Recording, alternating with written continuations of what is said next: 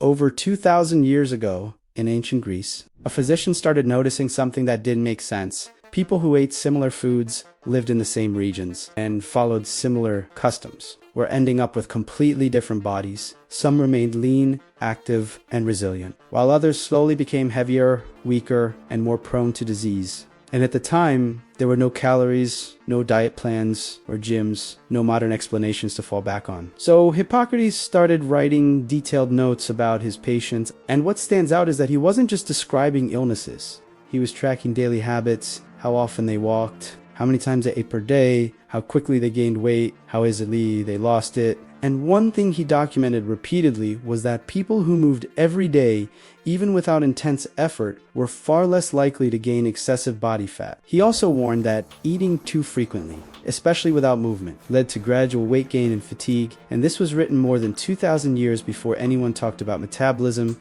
calories, or insulin. And the most interesting part is that he wasn't looking for quick fixes. He wasn't trying to make people lose fat fast. He was trying to understand why some people gained weight fast while others didn't, even when their lives looked similar on the surface. What makes Hippocrates interesting is that he didn't just talk about weight in general terms. He described specific behaviors that led to people becoming heavier over time, and some of those observations are surprisingly detailed for the time. He wrote that people who ate more than once before their previous meal was fully digested were far more likely to gain excessive body fat, something he considered a disruption of the body's natural process. He also pointed out that people who lived more comfortable lives, especially those who avoided walking and relied on others for daily tasks, were consistently the ones who became heavier, while those who moved as part of their routine, not as exercise, but as necessities, remained lean without needing strict control over food. Another thing he documented was that sudden changes in eating, especially alternating between periods of overeating and restriction, led to worse outcomes than steady, moderate habits. Which is interesting because it directly contradicts the idea of aggressive dieting that many people still follow today.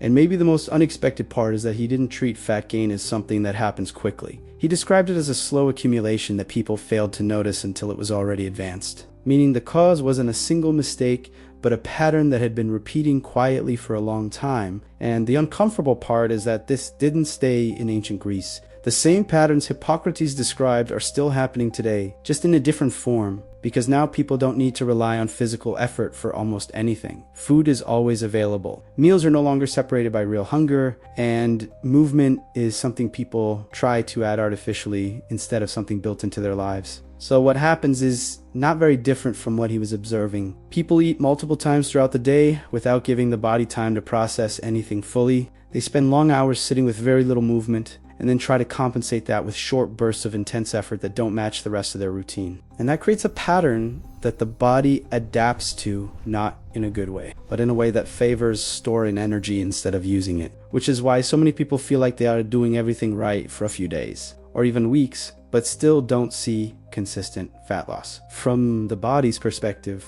nothing actually changed in a way that it can trust long term. The same structure is still there, just interrupted briefly. And that's where most people get stuck. They keep repeating a routine that pushes them in the wrong direction. Just like Hippocrates described more than 2,000 years ago. When I look back at my own situation, this is where things get complicated because I wasn't completely careless. I was training, I was trying to eat better, I was doing things that should have worked at least on paper, but even then I kept gaining weight, or at best staying stuck, and that's what made it so frustrating. Because it felt like I was doing what everyone says you're supposed to do and still not getting results. Looking at it now, the problem wasn't just effort. It was that the overall pattern of my day still didn't match the kind of body I had. The way I ate, the frequency, the structure, it wasn't aligned with how my body type actually responded to food and energy. So from the outside, it looked like I was trying, but from the body's perspective, nothing had really changed in a consistent way that it could respond to. And that's something Hippocrates couldn't fully explain at the time, but he was already pointing in that direction. Not everyone responds the same way to the same habits, and that's where most people get lost today. Because when two people follow the same routine, eating similar foods, training the same way, they don't always get the same result. Some lose fat faster, others stay stuck, and some like me, even gain weight, despite doing what seems right. That's where body type starts to matter. Some bodies are simply more efficient at storing energy. They get hungrier, faster, they hold on to fat harder, which means copying what works for someone else won't be enough. And that was exactly my situation. Things started to change when I understood how my body type, which is endomorph,